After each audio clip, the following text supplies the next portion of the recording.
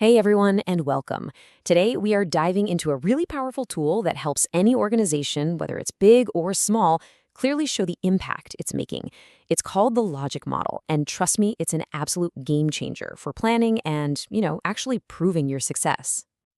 Oh man, we've all been there, right? You pour your heart and soul into a project, and then someone hits you with that question.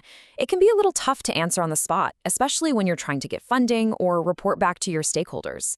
How do you actually connect all your hard work to the results you know you're getting? Well, that is exactly where the logic model comes in. The best way to think of it is like a roadmap, or maybe a blueprint, or even a recipe. It lays out the whole journey of your program, from the very beginning to the very end, in a way that's just incredibly clear and easy to follow. So let's get right into it. At its core, a logic model is really just that, a picture. It visually connects all the dots for you.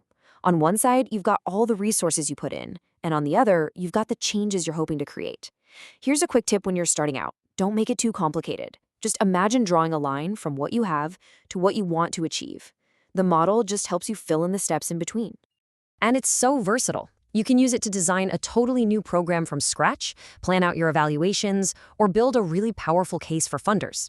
It can even help direct your team on what data is actually important to collect, which means you can make smart adjustments as you go. It's kind of like a Swiss Army knife for making an impact. Okay, so theory is great and all, but let's make this feel real. We're going to build a super simple logic model for a public health program. Let's say one that's trying to reduce tuberculosis cases. This is going to show you exactly how all the pieces fit together. Okay, so every single program starts with inputs. These are basically all the resources you need to get the job done. For our TB program, that means the essentials. Trained staff, data systems, clinics, and labs. One common mistake here is forgetting the intangible stuff. Things like your partnerships or the trust you've built in the community.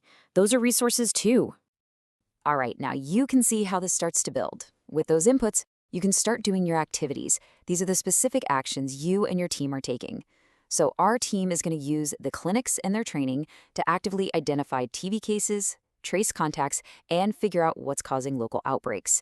A good tip here is to use strong action verbs. It keeps your model really focused and clear. This is the what we do part of the story. And now we're getting to the really exciting part. We've got our resources, we've got our actions. The next steps in the model are all about showing the results of that work. We're moving from what we did to the change we actually created.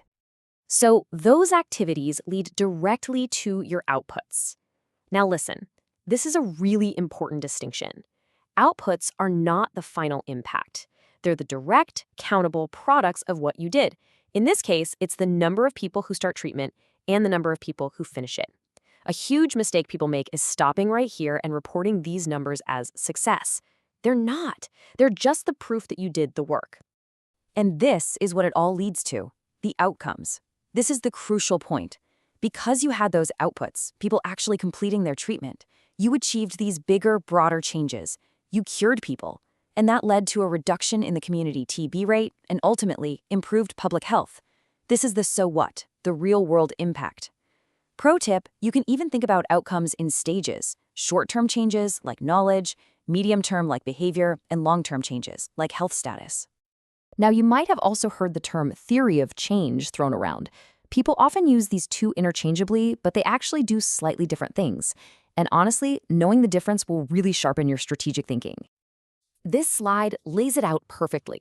A logic model, the thing we just built, describes what your program does, usually in a nice linear summary. A theory of change, on the other hand, explains why you believe your program will work. It starts with the big goal and works backward. So think of it this way. You might develop the big picture why with a theory of change first, and then use a logic model to spell out the practical what and how. So after all that, why does this matter so much? Well, because in a world with limited resources and really high expectations, clarity is your superpower. And the logic model gives you that clarity. This quote just nails it. This isn't just some management exercise or a piece of jargon you have to learn. It's a tool for thinking and a tool for communicating. It forces you to be super explicit about your plan and your goals, which makes sure everyone, from your own staff to your funders, is on the exact same page. And ultimately, that's what I really want you to take away from this. A logic model transforms your work from just a list of things you do. into a compelling, logical story. It's the story of how you turn resources into results and effort into real impact. So the next time someone asks if your program is working, you won't just have an answer. You'll have a story to tell.